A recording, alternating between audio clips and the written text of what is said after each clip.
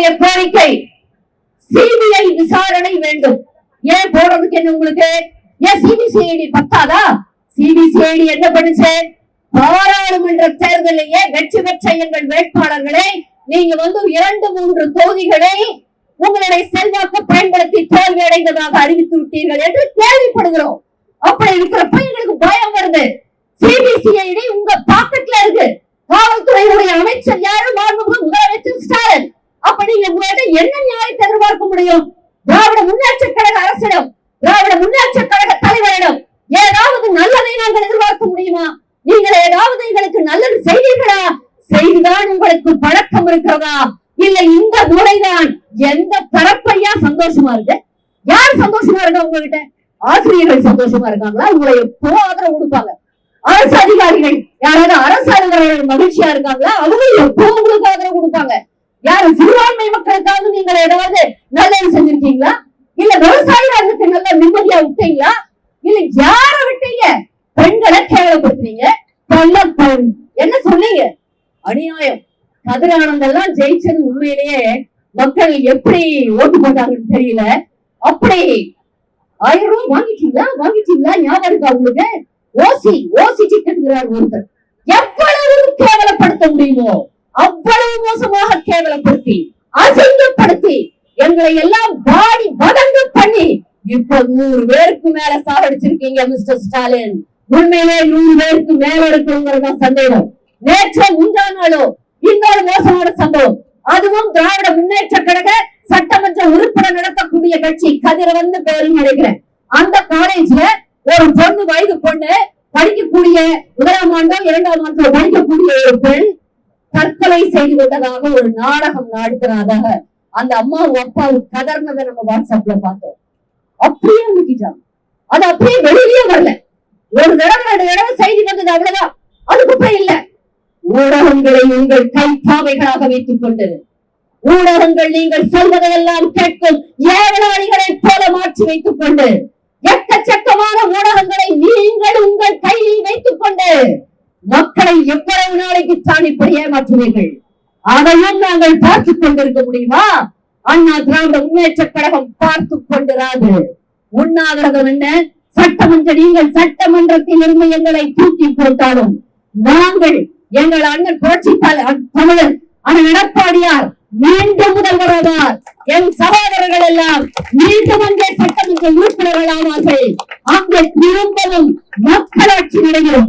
மக்களுக்கான ஆட்சியாக, மக்களுக்கான நலத்திட்டங்களை கொடுக்கக்கூடிய ஆட்சியாக, மக்களுக்காகவே செயல்படக்கூடிய நபர்களாக எனது தலைவரும் எனது அமைச்சர்கள் மக்களும் எங்கள் சட்டமன்ற உறுப்பினர்களும் இருப்பார்கள் என்பதை உங்கள் சகோதரியாக நான் பெருமிதத்தோடு சொல்லிக் கொள்கிறேன். உறுதியாக சொல்கிறேன், இதுவே இறுதி மணி. ஸ்டாலினின் ஆட்சி நீக்கப்பட வேண்டும், முற்றிலுமாக அகற்றப்பட வேண்டும். அவர் மட்டுமல்ல, தலைவர்கள் கேட்கவில்லை, எங்கள் புரட்சி தமிழர் கேட்கவில்லை, நாங்கள் கேட்கிறோம். நாங்கள் தொண்டர்கள் கேட்கிறோம். சகோதரர்களே, சகோதரிகளே, நாம் கேட்கிறோம். மக்கள் நலத்தை முழுமையாக புறக்கணிக்கக்கூடிய திராவிட முன்னேற்ற கழக அரசு உடனடியாக நீக்கப்பட வேண்டும். அதற்கு எங்களுக்கு சிபிஐ விசாரணை வேண்டும்.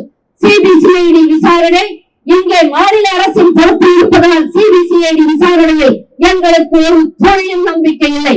அது எப்படி இருக்கும் என்பது எங்களுக்கு தெரிகிறது. சிபிஐ நாட்டின் உயர்பட்ச விசாரணை அமைப்பு. முடிந்த அளவு அங்கே நேர்மையாக விசாரணை நடக்கும் என்பது நமது அத்துணை பேரின் நம்பிக்கை. அந்த அமைப்பு இங்கே வந்து ஏன் உங்களுக்கு என்ன தயக்கம்? சிபிஐ விசாரணை கேட்டா எல்லாரும் போட வேண்டியதானே? அட பாவிகளா, 100 பேர் உயிர் போயிருக்காங்க. எத்தனை பெண்கள் இன்னைக்கு தாலி எடுத்திருக்காங்க. யார் அவங்களை எல்லாம் பாத்துக்கிறது? அந்த பிள்ளைகளுக்கு எல்லாம் 10 லட்சம் ரூபாய் கொடுத்துட்டா அம்மா அப்பா ஆதரவு கிடைச்சுமா? அம்மா அப்பா இல்லாம அந்த பிள்ளைகள் எவ்வளவு பெரிய மென்டல் சாமாது மனசு எப்படி ஏங்கி தவிக்கும். பக்கத்து வீட்டு குழந்தை ஒரே தெருவுல 26 பேர் போயிருக்காங்க. அந்த வீட்டுல வாழ முடியுமா? அந்த வீட்டில் வாழ முடியுமா? எதை பத்தியும் கவலைப்படாம எப்படி உங்களால் சாப்பிட முடியுது? போய் விக்கிரவாண்டியில 10 அமைச்சர் போட்டீங்களாமே. இதே எங்க அண்ணா இருந்தா அந்த சம்பவம் நடந்தே இருக்காது, ஒரு நாளும் நடந்திருக்காது. எங்கள் அண்ணன் தலைவராக இருந்திருந்தால், நாட்டை ஆண்டு கொண்டிருந்தால், முதல்வராக இருந்தால் மக்கள் கிளம்பி வந்திருப்பார். அதே அதற்கு மேல ஏதாவது ஒரு இது அசம்பாவிதமாக ஏதாவது ஒரு கெடுதல் நடந்திருந்தால் எத்தனை பேரும் அழிச்சிருப்பார். இங்க சென்னையில யாரும் இருக்க முடியாது. அம்மா இருந்தாலும் அனுப்பிச்சிருப்பாங்க, அண்ணனா இருந்தாலும் அனுப்பிச்சிருப்பாங்க. அத்தனை பேரும் போய் அங்க இருந்து ஒவ்வொரு குடும்பத்துக்கும் அமைச்சர் போடுங்களேன். கொஞ்சத்தை குடும்ப சம்பாதிக்கிறீங்க, ஏன் செய்யக்கூடாது? அந்த குடும்ப குழந்தைகளுக்கு இதுக்கு எவ்வளவு வேணும்? நீங்க போய் அங்க இருந்து அவங்கள்ட்ட பேசினா உங்களுக்கு ஆதரவா இருக்காதா? ஒரு மன தைரியம் வராதா? ஆளுகின்றவர்கள் வராங்கன்னு இல்ல, செய்ய மாட்டீங்க. செய்யக்கூடிய ஒரு மன நிலையே உங்களுக்கு கிடையாது. நீங்க எல்லாம் பெரிய ஆட்கள். ஏதோ அப்படியே அவங்க நடந்து வரத பாத்திருக்கீங்களா? ஒரு சிஎம்மும் அவங்க அமைச்சர்களும் அப்படியே அசால்ட் சொல்லுவாங்க பாருங்க, அசால்ட்டா அப்படியே மேலேயே பார்த்துட்டு அவங்க நீங்க பாருங்க, கவனிங்க, உங்க பாடி லாங்குவேஜ் எல்லாம் பயங்கரமா இருக்கும். அப்புறம் எரிச்சலா வரும். விஷயம் தெரிந்தவர்களுக்கு, உள்ளர்த்தம் புரிந்தவர்களுக்கு அப்படியே வெட்டி போடலாம் இருக்கும். உண்மையிலேயே டெல் இருந்த அடிக்கடி சொல்லுவீங்களே மிஸ்டர் ஸ்டாலின் அவர் சீஃப் மினிஸ்டர், அப்படிங்களுக்கு கேட்கிறோம். டெல் எங்களுக்கு இருக்கு, எங்க அண்ணனுக்கு இல்லாத டெல் உங்களுக்கு இல்ல. நீங்க வைக்காத கூட்டணியா, நீங்க வைக்காத, நீங்க பண்ணாத ஃப்ராடுகளா, நீங்க உங்க நாக்கு பிறந்ததை விட நாங்க ஒண்ணும் எதுவுமே பண்ணல. அண்ணா திமுக எப்பவும் ஒரே கொள்கையில நிற்கும், சொன்னபடி நிற்கும். இது அவங்களை போல இப்ப ஒரு பேச்சு, காலையில ஒரு பேச்சு, சாயந்தரம் ஒரு பேச்செல்லாம் எங்களுக்கு கிடையாது. ஒரே பேச்சு தான். நீங்க அடிக்கடி சொல்லுவீங்களே டெல் இருந்தா, பிராணி இருந்தா, அது இருந்தா, இது இருந்தான்னு. நான் கேட்கிறேன், சுயமரியாதை இருந்தா, உங்களுக்கு அந்த டெல் இருந்தா என்ன பயம்? பிராணி இருந்தா ஏன் சிபிஐ விசாரணை போடக்கூடாது? ஏன் காலையில இருந்து சாயந்தரம் வரைக்கும் எல்லாரையும், எங்க அண்ணன் 2-3 பேர் வயசானவங்க, சுகர் பேஷண்ட், காலையில இருந்து சாயந்தரம் வரைக்கும் சாப்பிடாம இருந்து உங்களை கேட்கணுமா?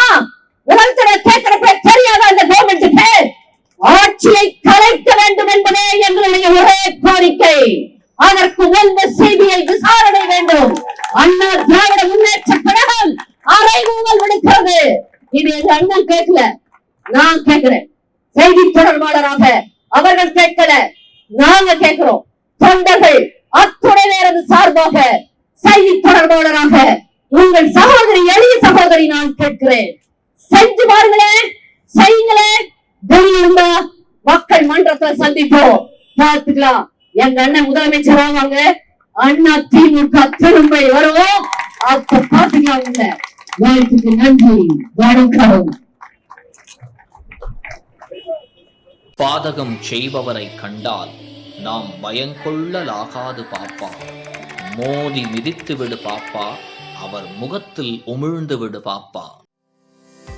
அண்மை செய்திகளை உடனுக்குடன் தெரிந்து கொள்ள இணைந்திருங்கள் இயம்நாடு தொலைக்காட்சியுடன்.